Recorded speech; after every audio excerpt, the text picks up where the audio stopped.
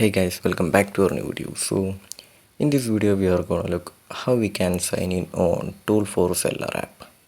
For that, just open the Tool4seller app.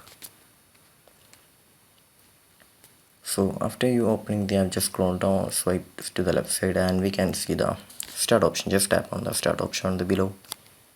And here we can sign in by using your email or phone number. Also we can sign in with Google. I'm here just sign in with Google. So just choose your email right here.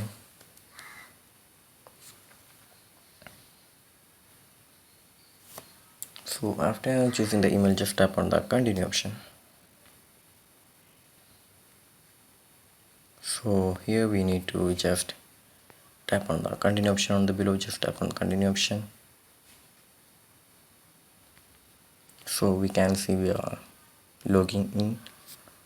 So this is how we gonna just allow the notification. So this is how we gonna sign in on Tool4seller app. So I hope this video was useful for you. So just do like, share, subscribe to our channel. Thank you and have a nice day.